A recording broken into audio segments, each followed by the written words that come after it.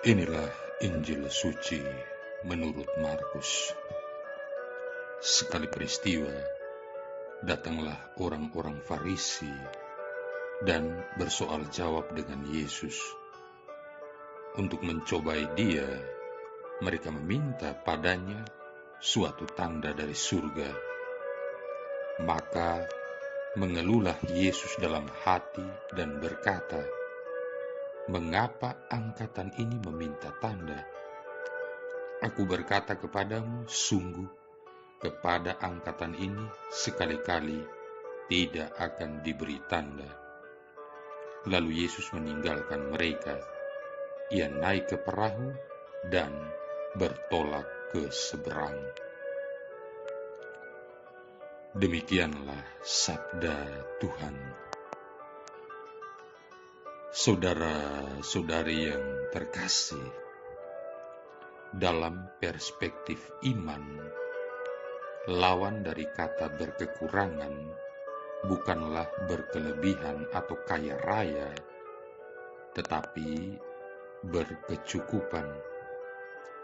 Merasa berkecukupan berarti merasa bahwa apa yang dimiliki cukup untuk semua orang, baik itu menyangkut makanan, pakaian, maupun menyangkut pengetahuan, cinta, dan lain sebagainya. Orang yang berkecukupan memiliki disposisi kemurahan hati dalam segala-galanya. Dengan murah hati, mereka memberikan makanan kepada yang lapar, pakaian kepada yang telanjang, sharing pengetahuan kepada yang kurang berpengetahuan, memberdayakan mereka yang lemah, memberikan hiburan kepada yang berduka, persahabatan kepada yang membutuhkan cinta, hospitalitas kepada orang asing, dan sebagainya. Dalam hatinya, orang yang merasa berkecukupan merasa tak kekurangan suatu apapun. Saudara-saudari yang terkasih, episode Injil Markus bab 8 ayat 11-13 hari ini melukiskan situasi sebaliknya.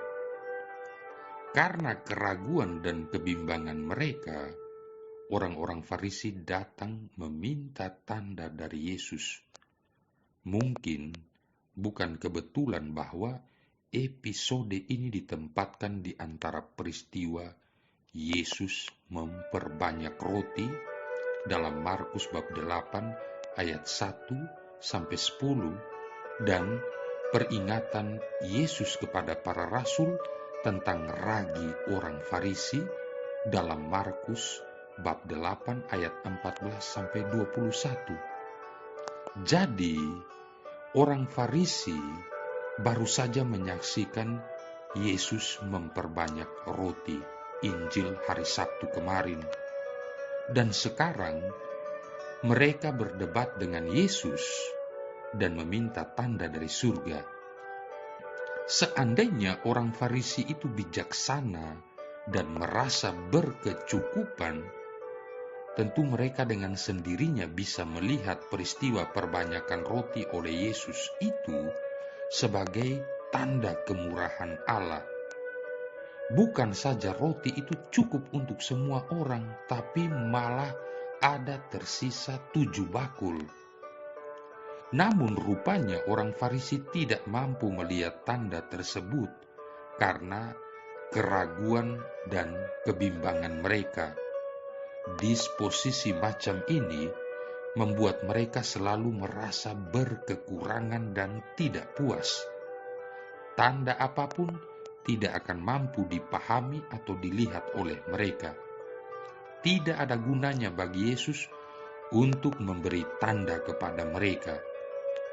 Orang Farisi mungkin saja kaya raya, tetapi karena keraguan dan kebimbangan mereka, mereka tetap merasa berkekurangan dan tidak mampu melihat tanda kemurahan Allah.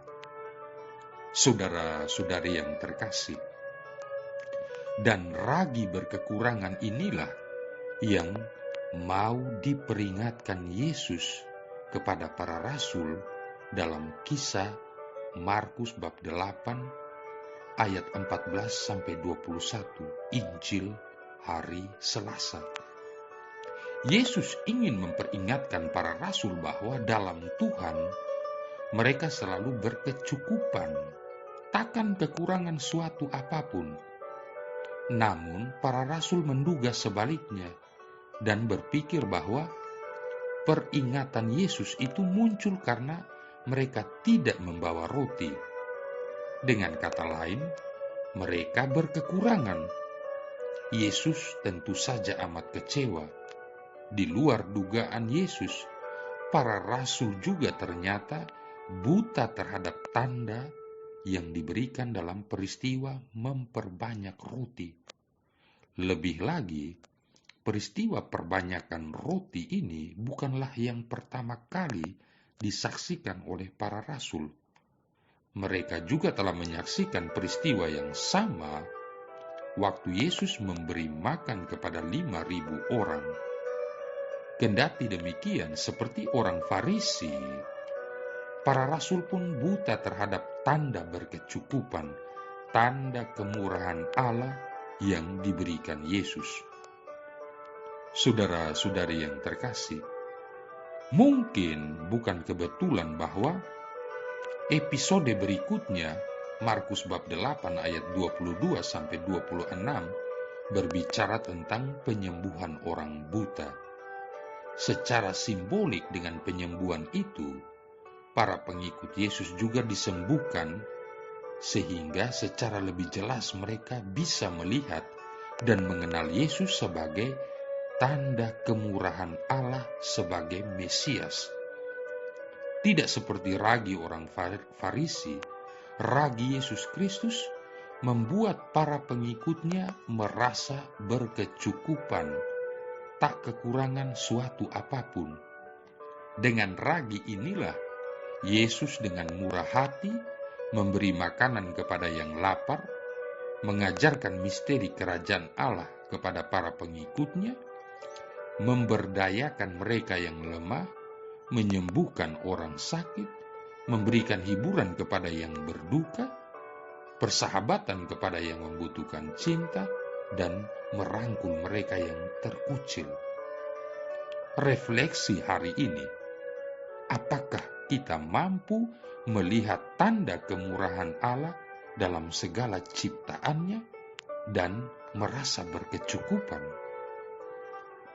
Saudara-saudari yang terkasih, ada sebuah kisah yang pernah terjadi di kota Nanchang, Provinsi Jiangxia. Tahun 1938 adalah masa peperangan di masa Presiden Chiang Kai-shek masih menjabat sebagai komandan laskar yang bertempat di Nanchang. Saat itu di sepanjang jalan terlihat para wanita yang sudah tua dan lemah duduk berjualan.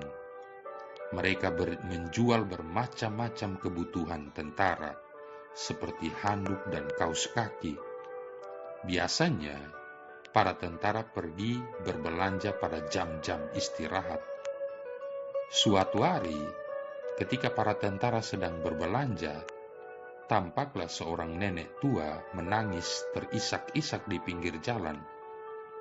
Ketika orang-orang bertanya mengapa ia menangis, ia menceritakan bahwa ada orang yang telah membeli banyak sekali barang dagangannya dengan uang yen palsu. Sang nenek baru menyadari bahwa itu adalah uang yen palsu ketika pembelinya sudah pergi entah kemana. Seorang tentara yang sedang berbelanja iba melihat nenek tersebut. Kebetulan dia baru saja terima gaji, sehingga dia mulai menghibur sang nenek sambil berkata, "Tenang saja, Nek, saya baru gajian dan nenek boleh menukarkan uang yen palsu itu kepada saya sebagai kenang-kenangan." Tetapi kata sang nenek, Itu tidak mungkin, kau tidak bersalah dalam hal ini. Tetapi mengapa engkau mau mengorbankan uangmu untuk saya? Tetapi bujuk tentara itu, tidak apa-apa, Nek. Ambillah uang ini dan nenek bisa jadikan sebagai modal. Berkali-kali si nenek menolak pemberian tentara itu, namun akhirnya ia tidak kuasa menolak pemberian yang tulus tersebut. Ia menerima uang pemberian si tentara dan kemudian menyerahkan uang yen yang palsu kepada si tentara. Beberapa waktu kemudian, tentara itu kembali berdinas di kota Nanchang. Ia berusaha mencari si nenek tersebut untuk menceritakan sebuah keajaiban yang dialaminya. Ternyata, dalam sebuah pertempuran sengit, ketika berada di barisan depan dalam medan pertempuran, sebuah peluru menghujam dadanya. Dia begitu takut sampai pingsan karena mengira bahwa dia sudah menemui ajalnya. Tetapi ketika sadar, dia tidak merasakan sakit apa-apa. Tangannya meraba dadanya untuk mengetahui apakah ada peluru yang bersarang di tubuhnya. Tetapi dia tidak melihat darah sedikit pun. Dia melihat kepingan uang logam yang tidak lain adalah yen palsu di kantong kirinya. Yen palsu tersebut sudah cekung akibat hantaman peluru. Ternyata yen palsu itu telah menyelamatkan nyawanya, dan cerita itu menyebar ke seluruh kota. Saudara-saudari yang terkasih, cerita ini membawa satu pesan bagi kita bahwa setiap kebaikan, terlebih pengorbanan, akan selalu diperhitungkan oleh Tuhan. Kita tidak tahu dengan cara apa semua itu akan dibalaskan kepada kita. Tetapi yang pasti bahwa kita tidak akan kehilangan keuntungan ketika kita memutuskan untuk memberi. Douglas M. Lawson mengatakan, kita ada untuk sementara melalui apa yang kita ambil, tetapi kita hidup selama-lamanya melalui apa yang kita berikan.